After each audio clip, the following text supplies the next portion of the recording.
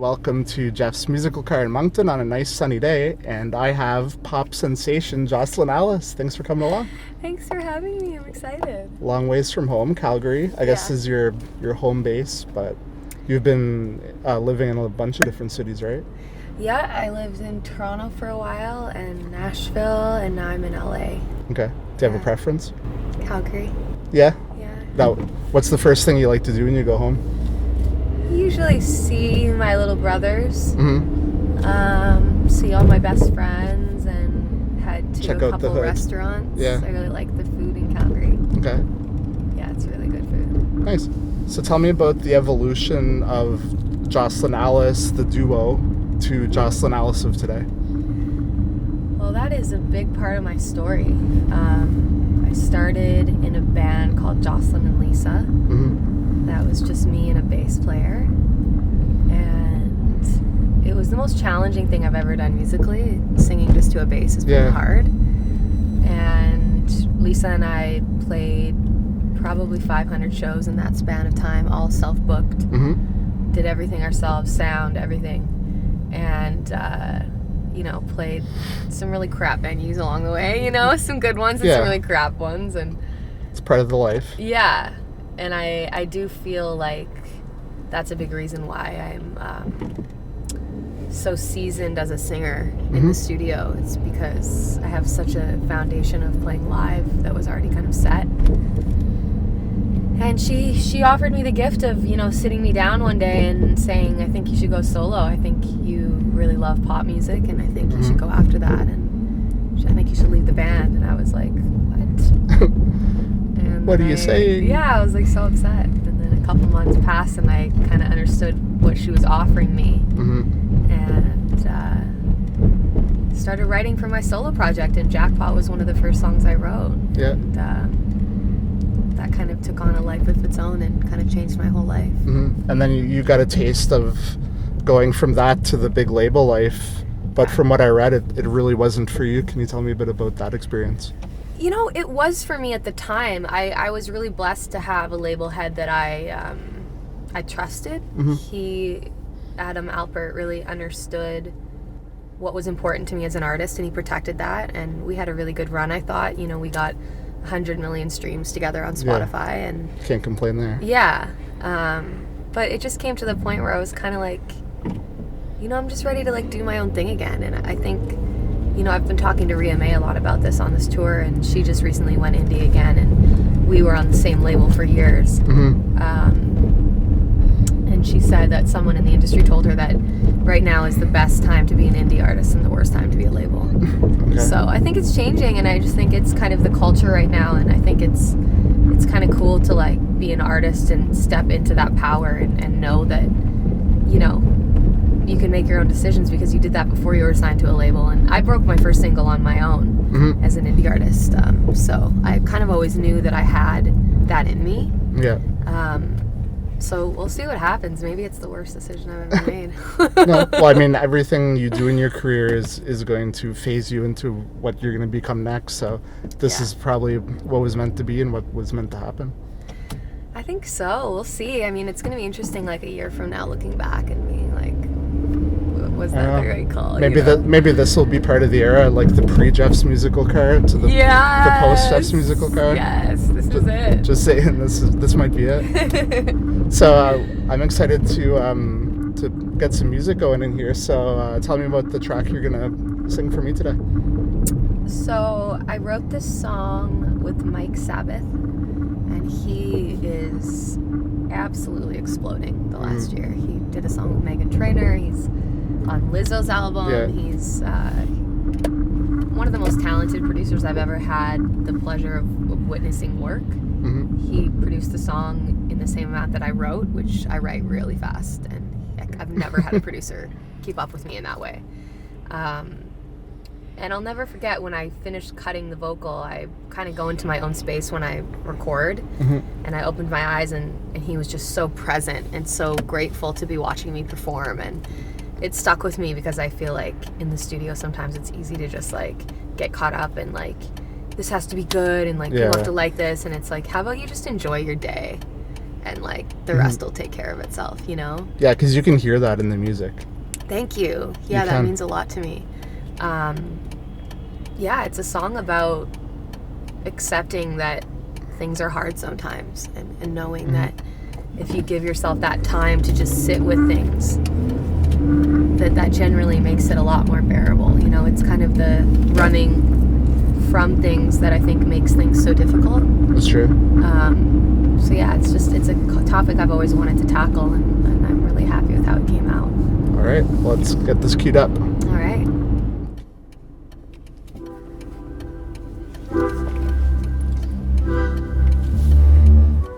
I'm sitting by the west window, room's lit by a single candle. I'm fixing to try to let you go, and I ain't leaving here until I know. I'm sitting by the windowsill, and I wanna be here till I'm fixing to try to let you go, and I ain't leaving here until I know.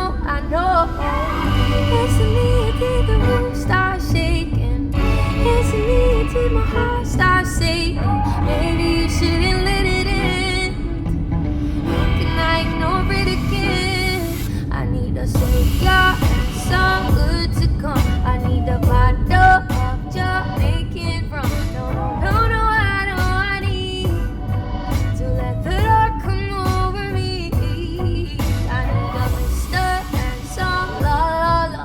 I need to bottle of the finest one. No, I need to let the dark come over me. I'm wishing that you hadn't left. I know that wasn't what I said.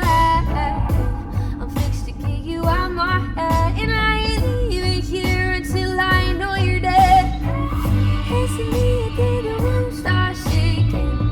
Listen me until my heart starts saying, maybe you shouldn't let it end.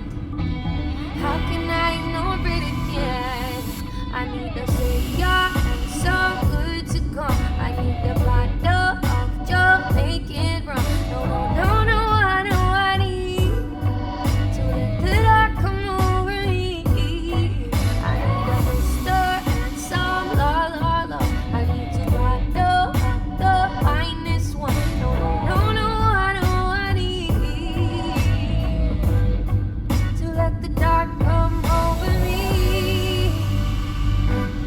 Yeah, to let the dark come over me. Yeah, to let the dark come over me.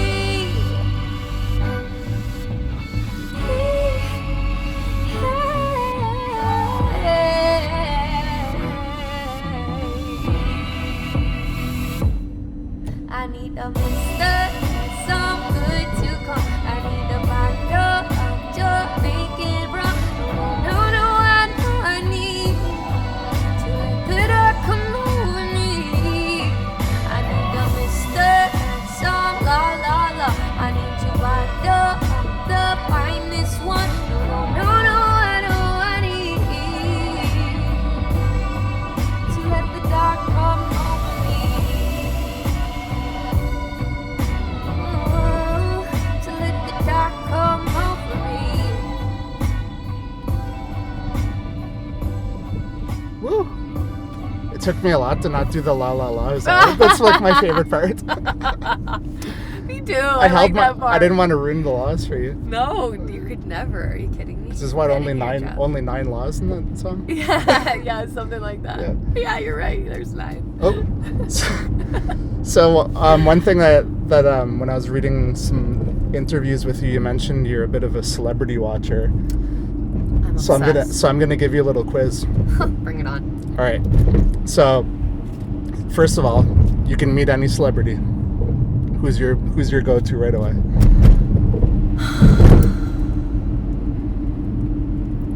Honestly, I actually already met her.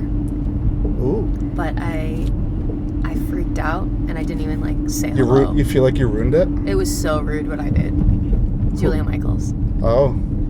I was in a studio and I was walking to the kitchen and And you just had like a starstruck moment. I heard someone talking and I was like, that is Julia Michaels' voice. I even know her speaking voice. That's how much of a fan I am. And instead of being like, oh, hello, I'm Jocelyn, you're my hero. No, I just go into the kitchen and I say, I need a fork. Didn't even it was so rude. And I walked out and was like, oh my God, you're so silly. So yeah, I hope to meet her again. I'm so happy I asked that question. It doesn't make me feel as bad for when I met you in the hotel lobby and I'm just like, hey. Yeah, and I'm like, who are you? Why are you staring at me? Sorry, I'm really bad at scheduling. I follow you at every hotel. Yeah, I'm like, there he is again. I knew she was coming. So sorry. All right, so next one. How about a collab with another musician? Dream wish list.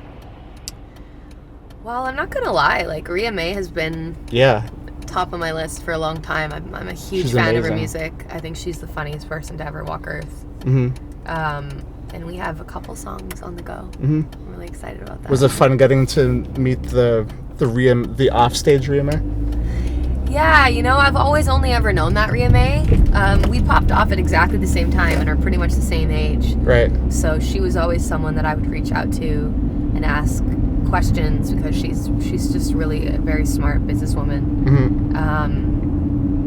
And one thing for sure about Rhea is that she's identical on stage as she is off. She's just a really genuine person. That's awesome. Yeah.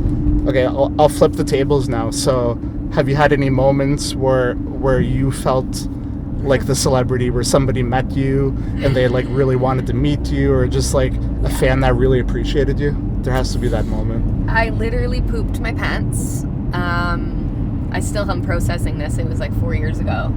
I got an award at the SoCan Awards. And Lennon and Maisie were there. And I was a huge fan. Yeah. They got up on stage and I was just shocked that they were there and I was just loving it. And then I left the theater after I got my award and everyone's in the lobby and they come up to me and fangirl me over Jackpot. And I was like... You're like, what is happening? No, you don't know me. I love you. What? And then Lennon was like, I saw you in the lobby earlier and I was too afraid to say hi. I was like, I saw you in the lobby earlier and I was too afraid to say hi. Big Twilight Zone moment. What's happening? Yeah, totally. And it's been quite an honor to watch her pop off and just be such an absolute talent and just be such a nice girl. Yeah. And I can't wait for Maisie to do the same because I know she's going to have a big career too. That's great. Yeah. Well, that was a lot of fun, and I can't wait for the show tonight. I have tickets, so Yay! I'll be there front row center trying to dance as well as my body will allow me to, and I cannot wait to see your moves. To be determined. Maybe I'll sneak it into the video at the end. Please do. I won't do that. so that's it for this episode. Be sure to check out Jocelyn Alice whenever you get a chance, and we'll see you next time. It's just music.